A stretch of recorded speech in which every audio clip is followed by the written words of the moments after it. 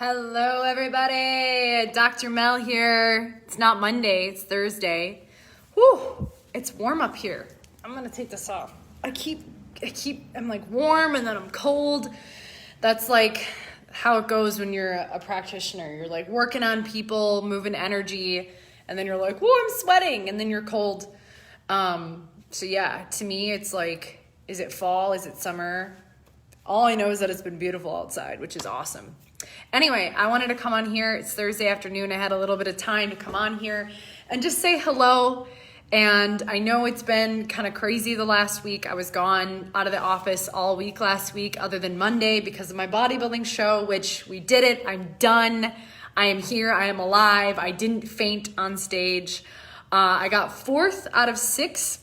So, like I did it. I didn't get last. I didn't get first. I think I did a really good job. I have stuff to improve. No, this will not be my last show. Many of you have been asking, and I was going to come on Monday, but Facebook, I don't know what happened to Facebook. We couldn't get on. We all know that. So here we are right now, live. But I have realized that I really like bodybuilding. There are certain components of it that I could do without, like the spray tan, the plastic heels, the skimpy bikini. That's just part of like the culture of when you go on stage. And there is so much that I have learned and so much that I have, like, so many ways that I've grown in the last year that are indescribable. So I'm gonna keep doing it. I love lifting weights. I would lift weights anyway. And for me, having an external thing as an athlete feels really good for my nervous system, because my orientation is generally external and I get inspired about like future things, whether it's a rugby game or a competition, and making sure that I'm enjoying the process, right? So this will not be my last show. I will be doing it again. I'm alive, I'm well. I didn't fall on my face on 4.5-inch heels, so we're good there. I wanted to come on here today really quickly and talk about the importance of the self and how there are different elements of the self. And this is something that if you're working with me on the table, if you're coming to our Inspire Life Immersion, which by the way, link is in this video, we are 43% full and more people are showing interest. So make sure you check it out in the link. The self. There is the big self, which goes beyond the ego. So you can think of the big self as capital S. Some people would call this the universe, higher purpose, God, Allah, Buddha, things that extend beyond our ego, right? That's the big self. There's also the little self, which is lowercase s. And that is related to our human experience, our ego, our identity on this planet, our identity in this world. And I know there can be a lot of spiritual teachings about like transcend the self, transcend the ego.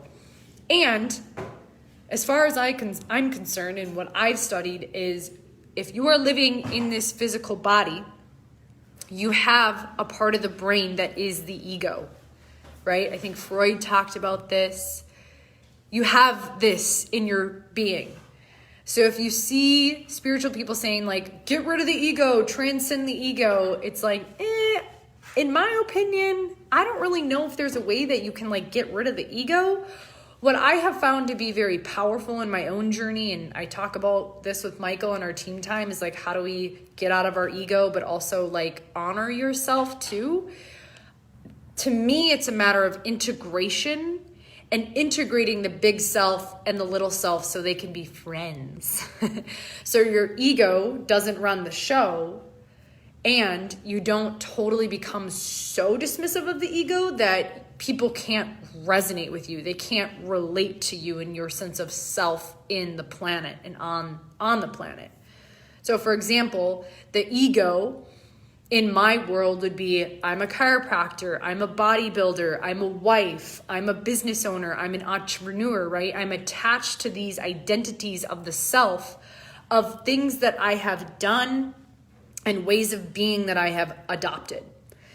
And I'm going into this because I think a lot of us have our like ego has been challenged quite a bit. And maybe you've grown this level of like trusting the universe, trusting self, right? That's awesome.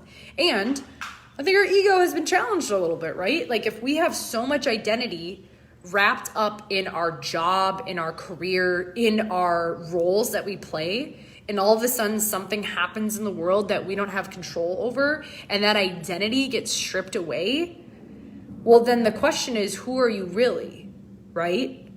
So it's important to show up in a role. It's important to show up in a role that serves beyond the ego. And Donnie always talks about like transcend the role and enter the soul, right? He's, it's freaking Donnie, right? Donnie Epstein, the creator of Network. My point with all this is to ask yourself, are you caring for yourself from a place of supporting the integration of big self and little self, or bigger purpose and ego, and not just doing things to feed your ego? Because just like that, your identities and your roles and your positions and like all the things you do and how you've identified yourself in the world can be stripped away. Just like that. Not a lot of you understand and know this, but in countries like Australia and New Zealand, in the last year, chiropractors have lost a lot of their rights to care for children specifically, where if they were to care for children, for example, they would get fined and put in jail. So if you've attached so much of your identity to a certain position and all of a sudden it's stripped away from you, are you going to get angry and pissed? And are you going to take a stand? Are you going to be apathetic and not do anything and just be like, woe is me, and play the victim role? Or are you going to maybe play in that dance of what would it look like to care for kids in another way, right? If I let go of this ego and this identity. And now I'm not saying like, in America, you have to be trained and go through schooling to like get the credentials and do all the stuff, right? Like to get the identity and the role that we've said you need to take XYZ education to be qualified to do certain things. And make sure that that is not who you become. Something that I'm always reminded of from Donnie Epstein is, be a chiropractor first, but more importantly, be a human being. Like let go of your doctor hat, let go of like the white coat, and just be a human. Sure, I have gifts. I've been trained in the nervous system, and I know how to dance in that place of healing with people very well, I believe, ego speaking.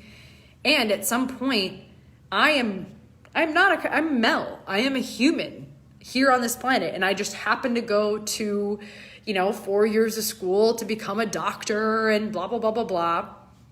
And what I want to remind you all is when it comes to taking back your power in healing, one of the first things that I have found pivotal in people making sustainable progress and momentum is reclaiming their own ability to heal.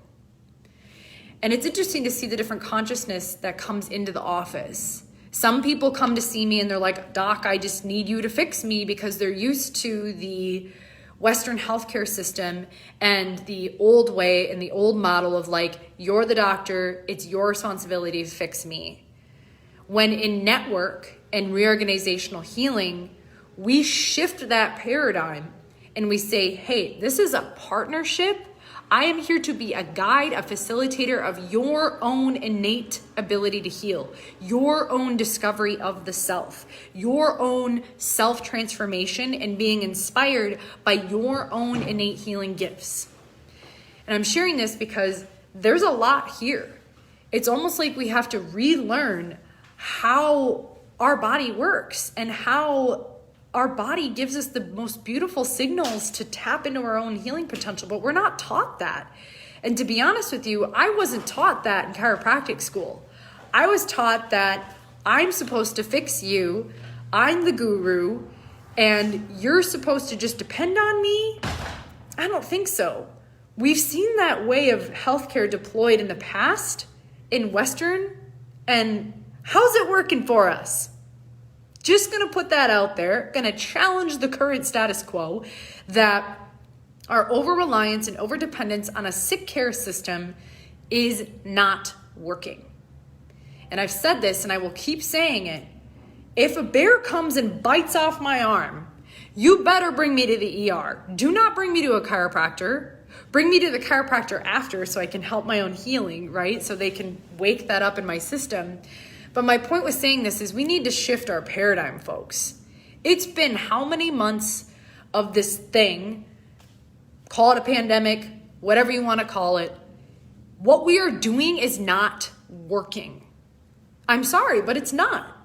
We're defaulting out of stress into old ways of being rather than seeing the challenge and the opportunity to evolve into becoming our own self-healing people. This is something we're going to be going deep into in the Inspire Life Immersion. And I'm going to be teaching you, what do certain body parts mean? What does this sensation mean? How can you be in that? How can you discover the conversation that your body is trying to communicate with you? And really, I am going to be the translator for you so you can understand the language of your body even better than you've ever imagined. And the more you practice this body language muscle, the better you're going to get at it. You're going to get to a point where you place your hands on that area or you're having this symptom and all of a sudden it's like the communication comes through where you're like, oh, wow, that chest pain that I've had on my right side of my body, you have this communication, not always through words, but through knowing, wisdom.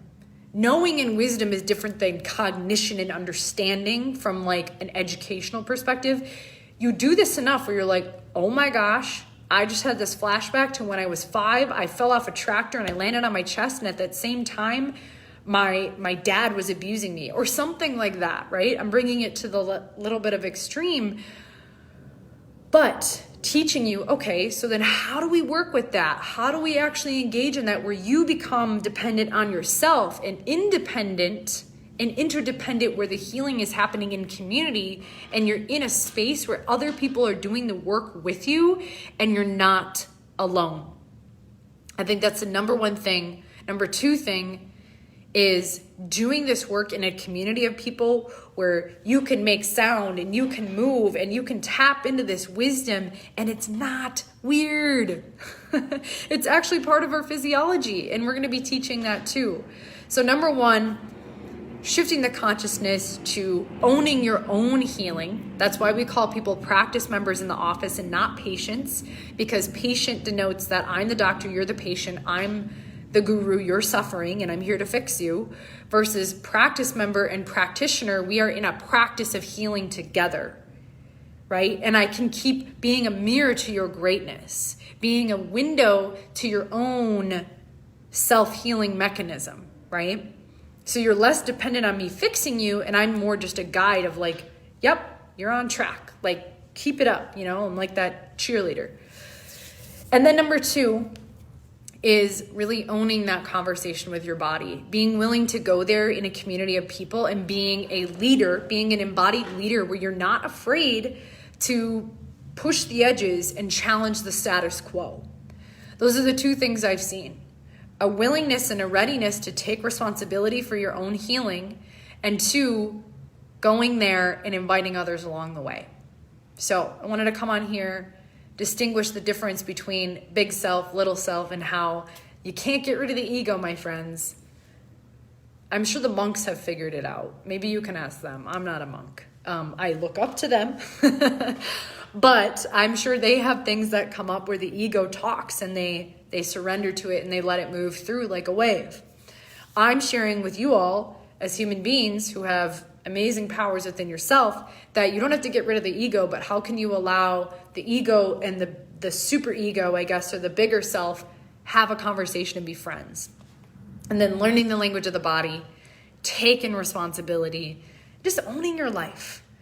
I think over the last, again, almost 2 years, people are ready. We need to do something different.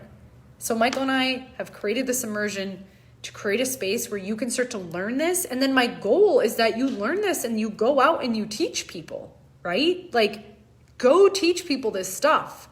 You know, I'm not the guru who's like, no, I need to keep it all, it's my stuff. It's like, no, this is ancient wisdom that I would only hope that you would share with those you care about, because maybe you share one thing that shifts their perspective. And all of a sudden, they think about their body differently. They think about their experience differently. And in turn, their physiology changes. It's so powerful. Anyway, as you can see, I could go on and on and on. That's why we set aside 4 days this spring with y'all. So come join us. If you are curious about details, reach out to Michael and I. I know it's October, but listen, January is going to come around quickly. That's when we're increasing the prices. So you can grab the early bird now. And I know a lot of you have already signed up or you've shown a lot of interest and I have you on a list. So with that, this is your Mindfulness Monday on a Thursday.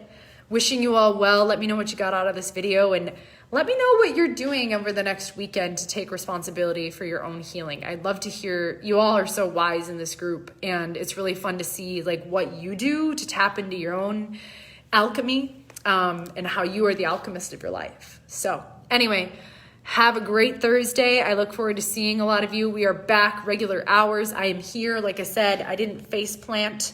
It's all good. Flexing the muscles still. The ego, right? Anyway, I love you all. Peace, love. Keep inspiring. Cheers.